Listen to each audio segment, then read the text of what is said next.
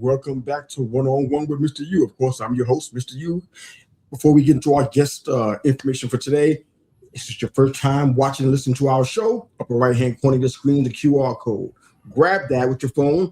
You get all the episodes from previous one-on-one interviews with outstanding guests like the one we have in studio today. My guest is a communications instructor, post-secondary education educator, retired Marine, logistics specialist. The man does a whole bunch of things. I call him a Renaissance man. He does that many things. And I believe you're going to share one or two things that he's doing now that you guys might not have known about or heard about from him yet. So let's get into that. Professor Steve Maynor Jr. in the house. What's up, Stu? Good to have you in the house, man.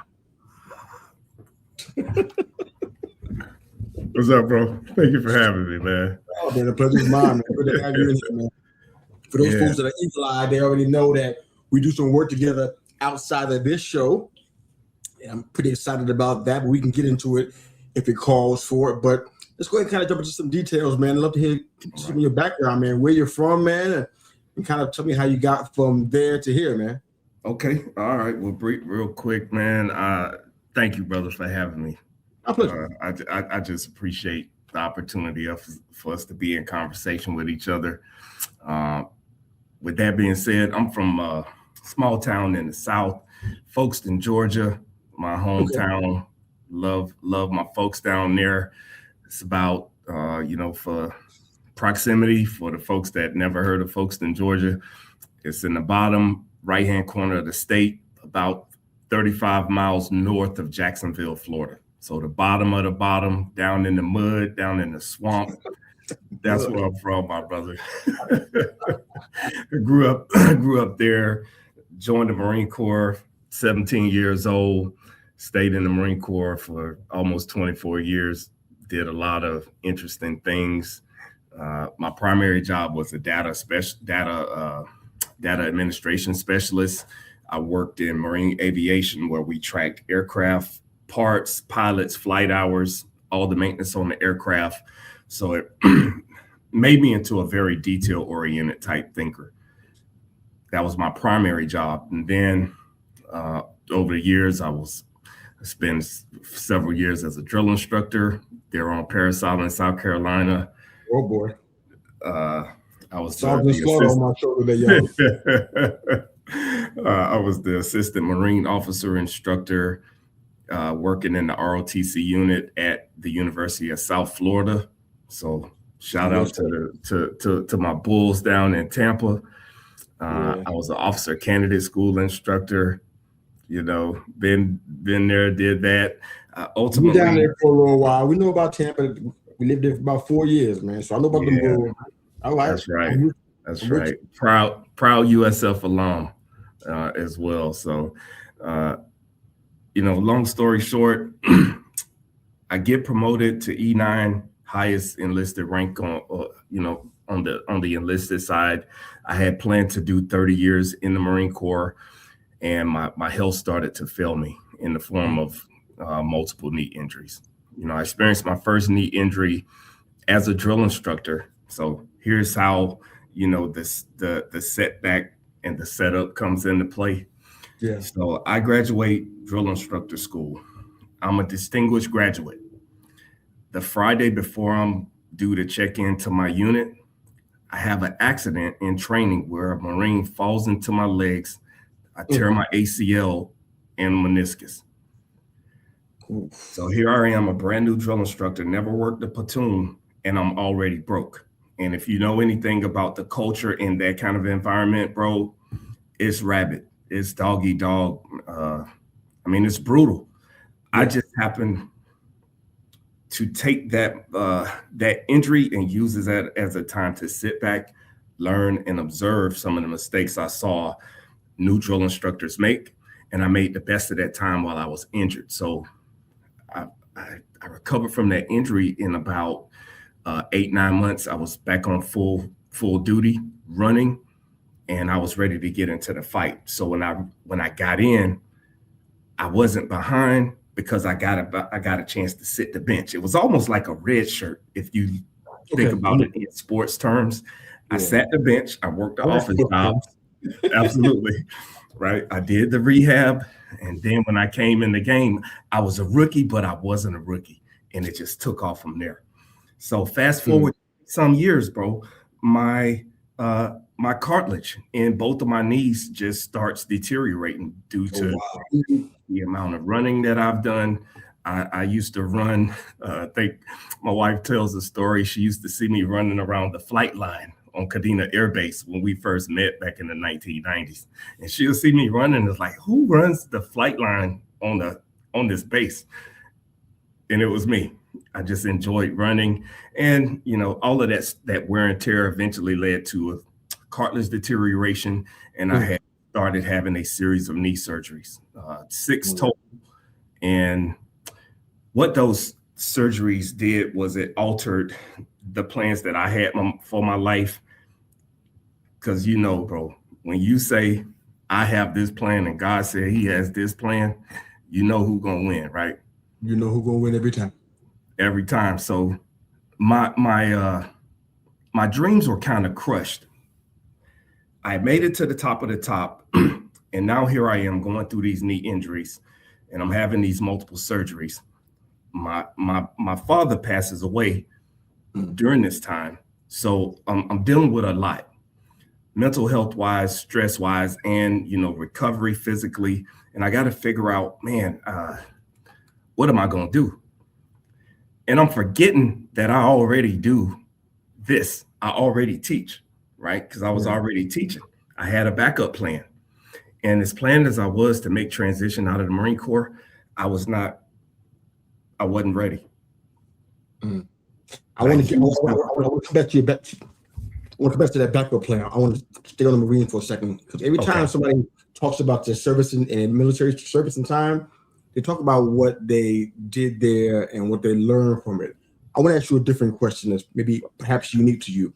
Okay. What did you escape from by going into the Marines? A lot of times people are trying to leave something behind, or they're trying to prove something to somebody, including themselves, or maybe just somebody in their family.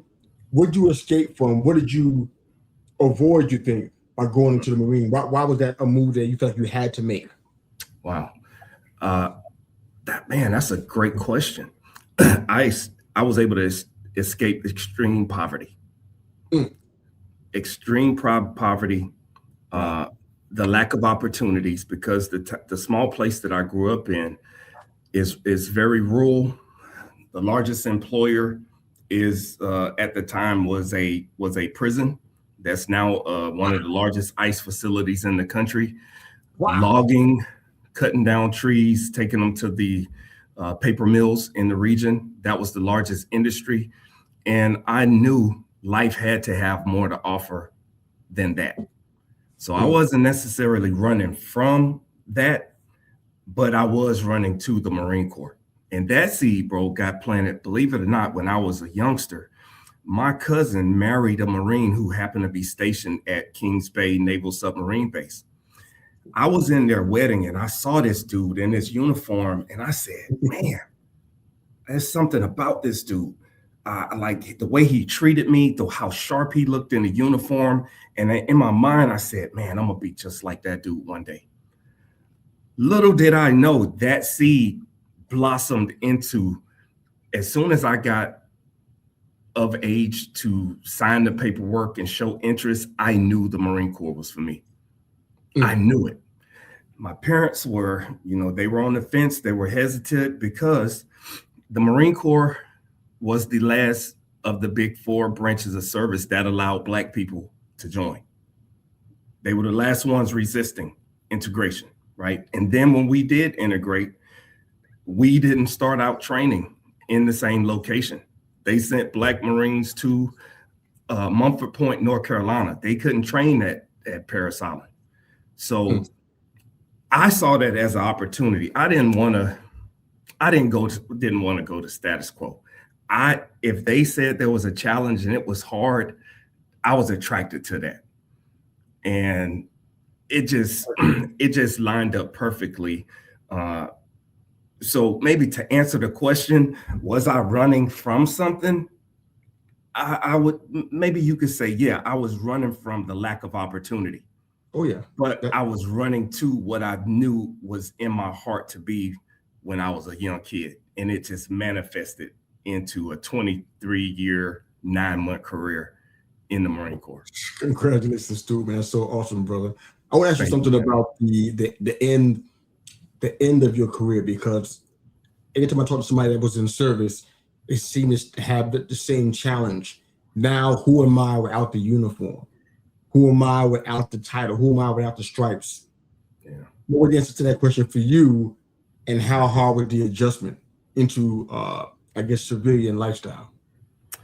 Yeah, going back to me talking about the multiple knee surgeries that, I started having those last few years, I was already at an adjunct instructor. I was teaching classes at night. I work all day, change over, and I'll go to the base education center and I'm teaching, right? So I had a plan. I was already teaching.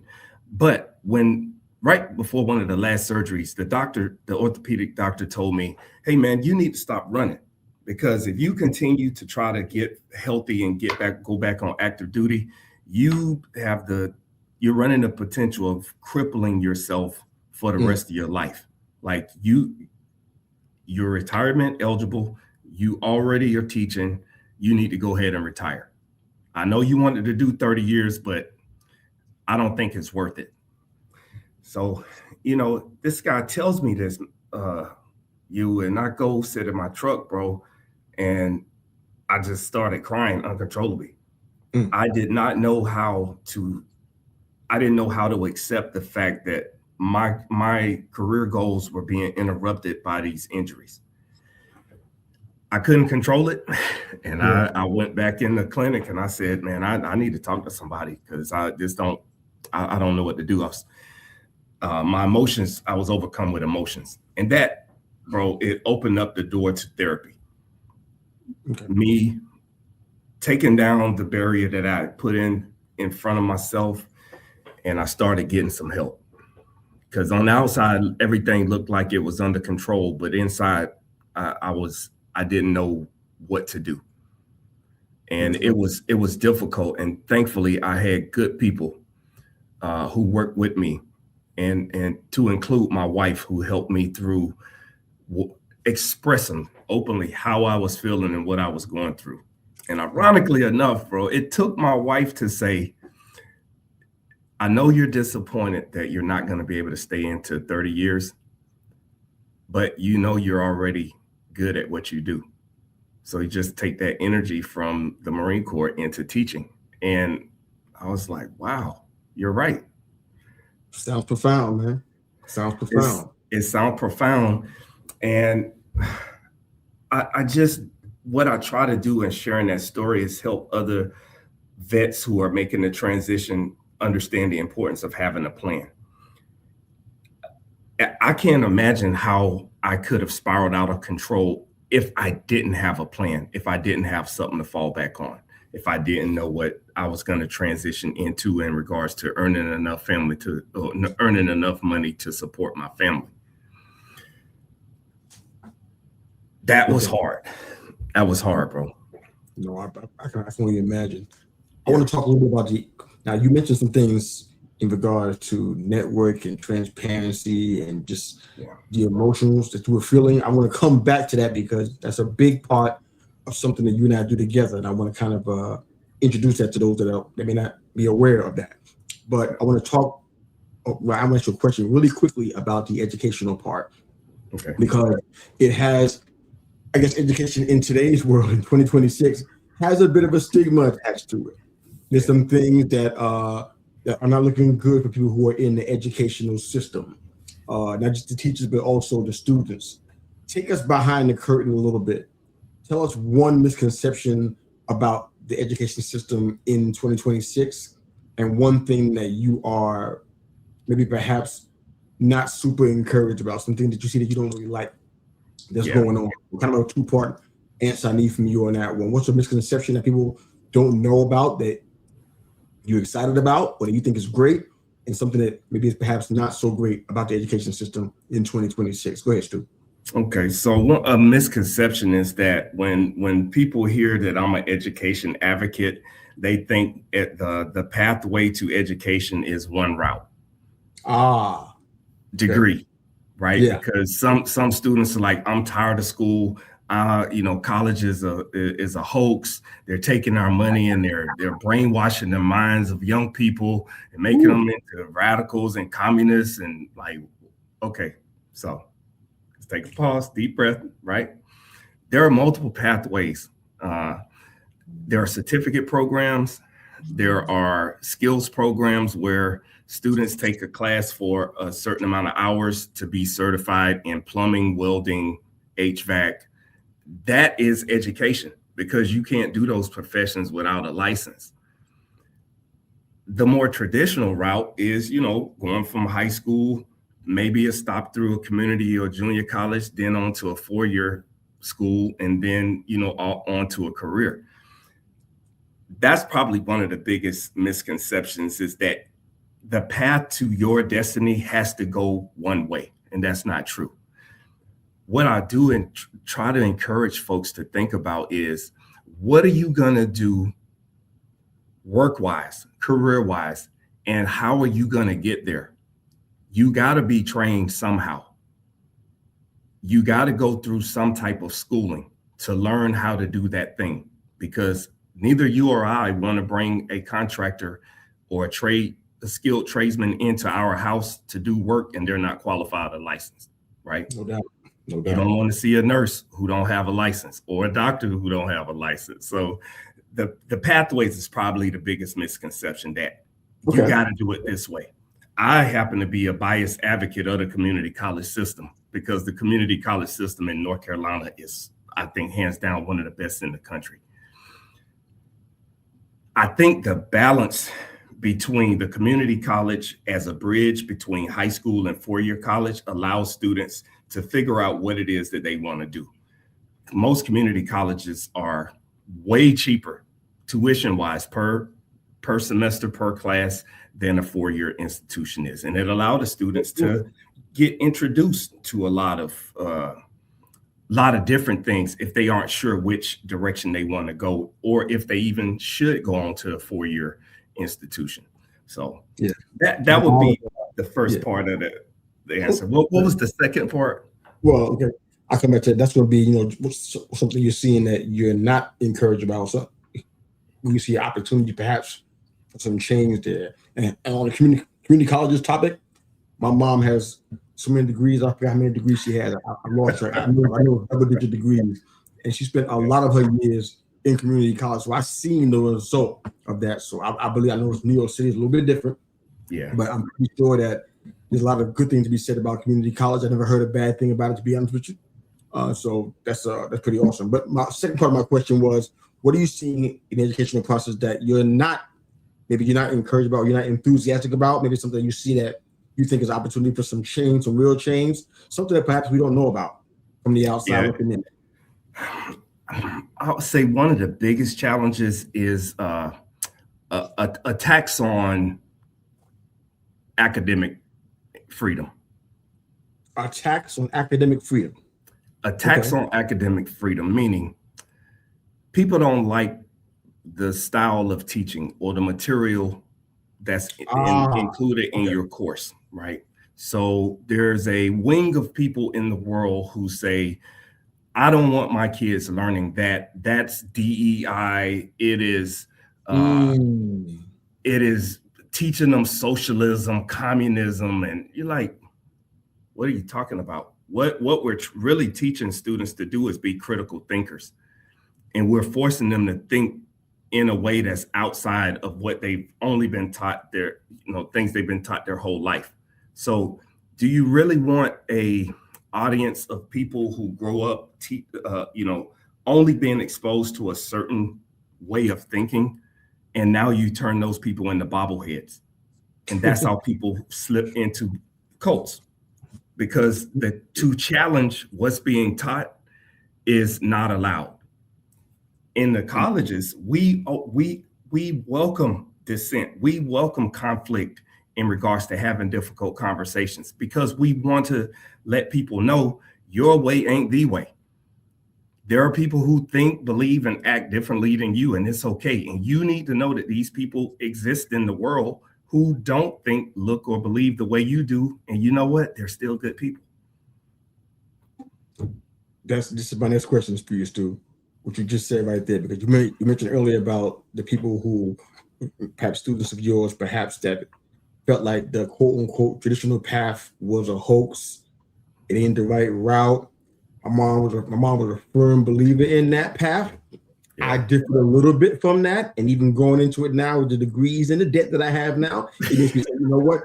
Perhaps this was exactly what I thought it was. But how would you speak to somebody as unbiased as you can? You're educated, so you're already kind of in it. But how would you speak to somebody who's watching or listening to this broadcast today who may say, you know what? The traditional path is too big of a challenge for me. It is a hoax. I don't want to be indoctrinated. How would you speak to them? And you probably already had a conversation multiple times already with your students, but how would you speak to somebody who's watching and listening right now that has that same kind of feeling? Go ahead, Stu. Okay. I don't answer the question. I ask a question. Okay. If what you're saying is true, how are you going to make your money? with no degree, no license, and no direction. Is it possible to take the unbeaten path of, bucking the system and figuring it out on your own? Are there people out there who are able to successfully navigate life like that? And it's those rare examples of the Steve Jobs or the folks who went to school a year, dropped out, and then they all of a sudden found the path to, being a multimillionaire. I mean, you have a better chance of being struck by lightning than you do of that happening for you, right? So I flip it back on them, bro. And I don't try to argue with them or talk them down or berate them. I just try to ask them practical questions. What industry or profession can you enter into without going through a learning process? Whether that learning process is getting a 2-year, 4-year master's degree or going through a 12-week training course that's going to give you a license to do a thing. Absolutely. And I'll sit with them, and I'll help them see how much money can be made in the thing that they think they can do without a degree or certification or a license. That'd be helpful. Right. I'm pretty sure that was a deal breaker for them probably. Now you see something tangibly in front of you. That's right. So there's something I want to get into before our show closes out on us. So first thing is, you and I have a very unique connection. Most of my guests can't say that when they come on here. Yeah. But you and I have been connected through a mutual friend that I love dearly, and I know you do as well. He's a former Marine as well, and he was also an invitee to a work that I've been building called the Men's Roundtable Series podcast. Yeah. It's a monthly broadcast, or at least it was a monthly broadcast, where we have men that from all around the world come into that safe space of that show and talk about issues that are germane to men. We starting in March, in case you guys didn't see the announcements on social, starting in March, we're going to a weekly broadcast Thursday nights, probably around 7:00. We're going to be doing it every week to provide more content, more of the things that you guys have been asking for from us. So we'll have more of that out there, but you've been a big part of that. Tell me why, in your opinion, you can go as deep as you want to get with this. Why did you feel like, you know what, I need to be a part of this? Why did you decide to be a part of the Men's Roundtable Series podcast? Yeah, man. I appreciate the invitation to be a part of a panel of diverse people who bring different skill sets to the table, different opinions, different life experiences. And of course, T.O. was the bridge in, helping me come into this space. T.O. and I have been great friends for 25 years. Our relationship runs way back. So I trust that T.O. is going to put me in a company of people who I need to be in the company with. So shout out to T.O. Clay. I saw your heart, right? And I'm not just saying this to you because we're in this one-on-one podcast together. I saw the heart in what you were trying to do and bring topics and conversations where a young fella who may not know where they want to go in life, they're going through some struggles or some adversities, and they need to hear it from more seasoned men who are still trying to figure out life's journeys, and let them know if I can share anything with them that has created a bump in the road, or sometimes digging myself a massive ditch that I had to figure out how to get out of, and letting them know, hey, bro, it's okay if you mess up and you dig that ditch for yourself. Is what's more important is how you respond. And did you learn anything from it? And are you going to be willing to teach the next young brother not to go through the same thing? Yeah. Right? You don't need to get burned if I got burnt. If you know how I got burnt, then go around. Right? So that's why I felt compelled to start, accepting those invitations. And I appreciate diverse opinions that come about on that panel, because I think disagreeing is not a bad thing. Sometimes when we think of conflict is always, it can be viewed from a negative perspective. I can respectfully disagree with you and tell you why I disagree with your approach or your way of thinking. And I think it's healthy to have a diverse set of opinions on a panel that addresses issues that are relevant to men. Oh yeah, they're diverse, and we definitely have those situations. Thinking about boy Clay, maybe you can convince him to finally accept my invite to come on this show, because it's been over a year. I ain't get him on here yet, so maybe perhaps you can help him be a little less busy so he can go on a show with his boy. Also for me, I don't be a slam dunk, but for some reason he ain't been here yet. I don't know what's going on with that. Maybe this will be the spark. Yeah. That gets him to come on and share his incredible story. Because all means, please be the spark. That'd be great, man. Because he's faithful to the roundtable. He don't come on this show, and I don't know if I know what that's about. Well, I will tell you, bro. Go ahead. For your audience members who aren't familiar with who Coach T.O. Clay is, when you hear about this dude and when he does come on to the one-on-one, he's gonna blow you away. He is. He is a special individual. I will say that. And I've known him for 25 years. And every time I listen to him or every time I talk to him, I learn something. Yeah. And he's always on our roundtable. So if you ever watch any of our shows, you can jump on our YouTube channel and check it out. He's always there. I don't think he's missed but maybe one roundtable. So he's been pretty constant. So you can definitely get the insights from him there. You talked a lot about transparency and just things that you learn as a man. Tell me what and this is my last related question regarding the roundtable. What do you want to see in yourself change from this kind of experience, from this kind of exposure? Not because of the roundtable only, but just because of being in these circles with these men, these safe spaces where coaching and counseling and mentorship play a part, and we all feed from that. We all grow from that. What do you want to see change about you specifically from this kind of encounter, if you will, if that makes sense? Yeah, allowing myself to be vulnerable and share some things and some mistakes that I've made. I don't want to be too guarded, and I don't want to be too transparent at the same time. So it's helping me be in company with other men who have gone through trauma, who have gone through dramatic things. And it's helped me realize I'm in the space with other brothers who have been through something, that it's okay for me to share some of my trials and tribulations as well, particularly if it's going to help somebody. And that's where my heart is, in service and helping. If I know something and I could do something to help somebody, I will. And if that takes me taking off my armor and crying, telling a story,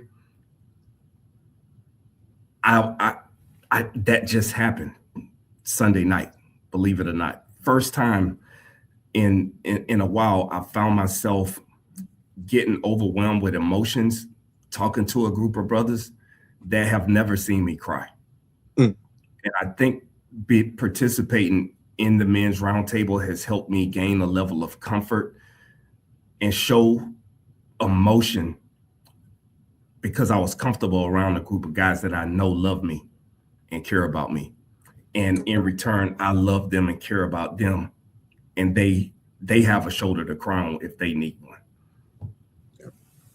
And that's what we've been trying to build, man. And you are a major part of that, man. I'm so appreciative of your yes for this, because your level of character and the man that you are, publicly and privately, that shows up, man, on that show, man. And I always hear great things from people who are watching, listen, who are even are non-men, who are not men. You know what I'm saying? Their wives and sisters and daughters, and they they are appreciative of what you bring to the table specifically too. So thank you for doing that. I want to end the show with a little bit about your podcast work, man, because you have joined the fold, man. Me and T.O., we've been in it for a little bit now. I forgot how long T.O.'s been podcasting. It's been, for me, it's been 6 years now. But you're in here, man. You're doing this now. So what's going on with your new show, man, your new project? Talk to us about it. I'm not quite ready to get where y'all are. I'm making more. So check it out, right? I'm making cameo appearances on various podcasts. People who I'm in line with. It's kind of like, you know, a rapper have a feature, come on and kill it. I don't have my own album yet. Okay. But when I come on your album, I'm gonna spit fire. I saw something about a new show. I thought I saw something. I don't know what I saw. I saw something on social. Maybe you're speaking it into existence. I thought it was a new project.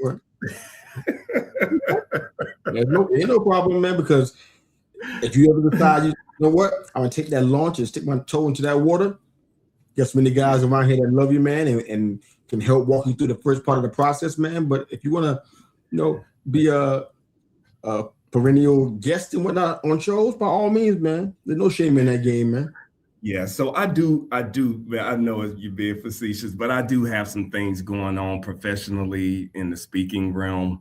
I do have a website where people can go and listen to a lot of the projects that I'm involved in speaking, writing. I'm a co-author in a veterans book that's coming out soon. I've been working on my own book that will be coming out at some point as well.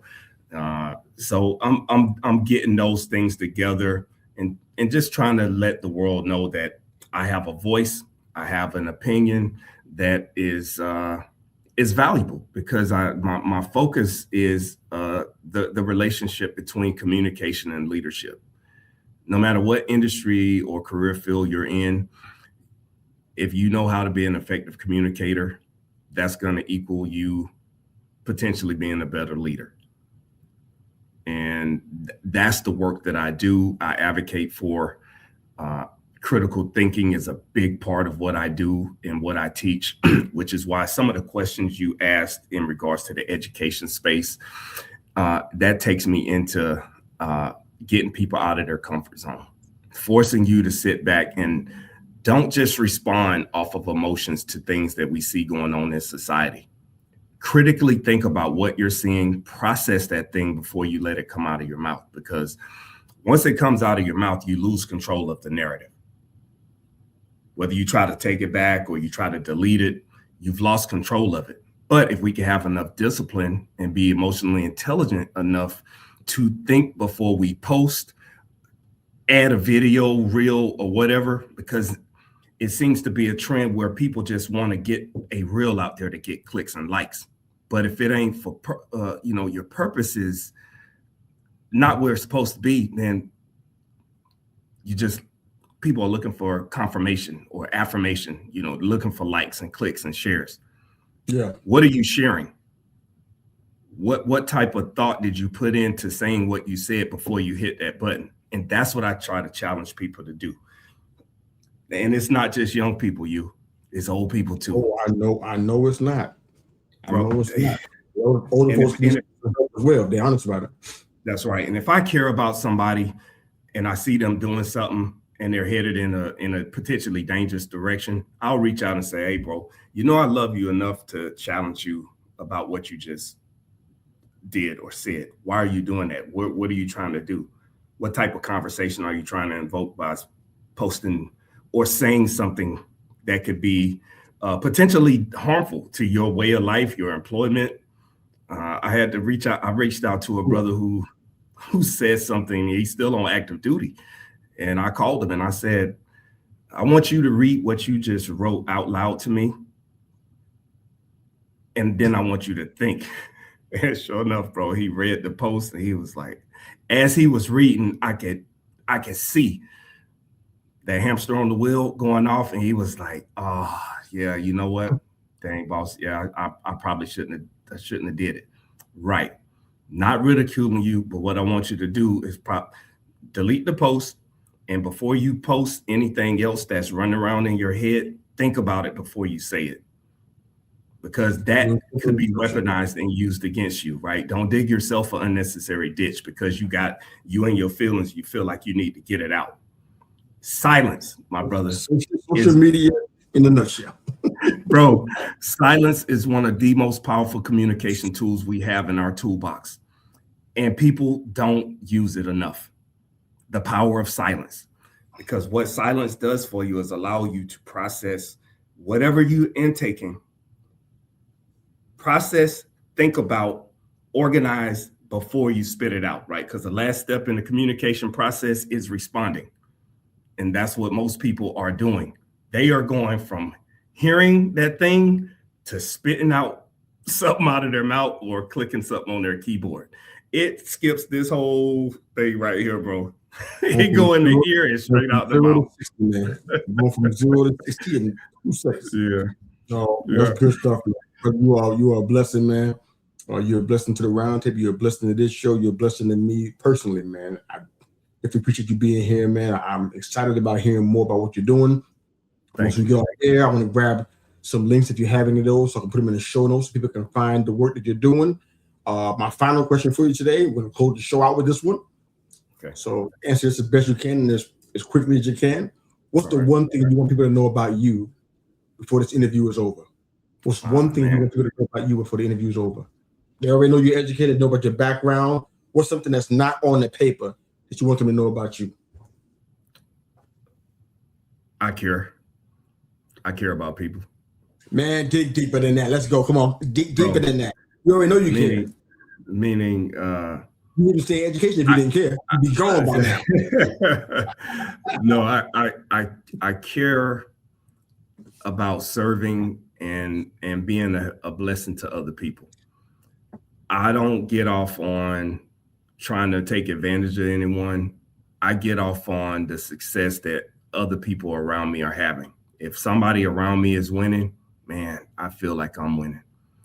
If you have success and I had anything to contribute to that, I don't need a pat on the back. I've been blessed so much in my life by God with so many different opportunities. I don't need to be in the spotlight. I don't need to be at the center of attention. I'm more interested in the work, in service. You know, I want to end this show. That was going to be the end, but now because you said something, I need to add that really hits. I had a conversation with an incredible young lady who I'm going to be interviewing really soon. I think as soon as late next month. But one thing you said was the thing I want people to hear who watch, listen to this show, or catch the replay later on. I want them to hear something you just got finished saying. You're talking about how you don't really look for the spotlight. If someone else wins, you're winning. And you already know, and I shared it many times on the roundtable, I'm from the Zig Ziglar school of life, if you will. If you help enough folks get what they want in life, you got to help you get what you want in life. And I really believe that. I live like that. A lot of folks think there's a motive to it, some kind of strings. That's skepticism. It's not true. I don't have any. You know, and what you do, and this is something that I applaud you for. Everybody doesn't do this, and I'm not pointing fingers at them. I'm just pointing a finger on you and giving you your flowers today. Even when you're not a panelist on a round table, even when you can't be there that month, you're still promoting the show. You're still adding captions and sharing it in your sphere of influence. That's something that's understated, man. Because it's like if you don't get anything out of it, people won't do anything. When you do something and there's no value in that for you, you're not on the show that you're sharing a lot of the times. You're not on the panel of the episode that you're sharing with people, but you share because you recognize that the mission that we have for this is bigger than the individual person. That's and right. I don't know if it's because you was in the military or if it's just the way you grew up, but so many guys in our roundtable family, they just get that, man. The mission is bigger than us. We see 3 to 5 men and we pass by every day, and we don't know where they're heading to the bridge or the pill bottle. We don't know where they're going. That's right. We got a responsibility and an obligation, really, as fellow humans, to grab that man and say, "Hey, you doing good?" Because hearing that one voice might be the last excuse they have to not get on that bridge and say, "You know what? Nobody listening to me." So what we're doing is a whole lot bigger than that. Let me get my soapbox down. My bad. But what you do is something that's very, very rare. I applaud you for it, man. I love you for it, and I thank you for it, man. I appreciate that. It's a combination of my upbringing and my parents being a preacher's kid. I was raised right, and the Marine Corps just solidified the need for team players, teamwork. Can you be a good follower before you're given the opportunity to lead? I want to be a good teammate. I don't need to always be in charge, and it don't always need to be my thing to celebrate. If I could celebrate others' success and happiness, I believe it marries into the concept of seed time and harvest. I'm planting seeds of positivity and putting good energy in the atmosphere on your behalf because I believe in the process of planting that seed, watering it, and waiting for the universe to come back around, and somebody else will do the same for me and my success. Well, I go out of my way to make sure I do that. If I see something that you got going on, I'm pushing and I'm promoting it because I believe in you, brother. I'm grateful for you. Thanks for being a part of the show, man. Definitely appreciate that. Thank you. Appreciate you for having me. Right there, y'all. Renaissance man. I already told you. You already heard Professor Steve Maynor Jr. right here in the building with us, man. But thank you so much, man, for doing this, and for you guys watching and listening for the first time. Upper right-hand corner of your screen, the QR code. You can grab that. You can hear so many awesome stories like this one, so many awesome interviews and testimonials, and a lot of folks who deal with what you deal with from different parts of the world, different parts of the country. And so this is all universally on the same page, man. So I'm grateful for this show, grateful for the platform, man. And thanks again for being here and being a part of this, man. Thank you for having me, Mr. U. I appreciate you. Pleasure. Wherever you are and however you listen to One-on-One with Mr. U, thanks again for making us part of your week. We're out of here. Have a good one.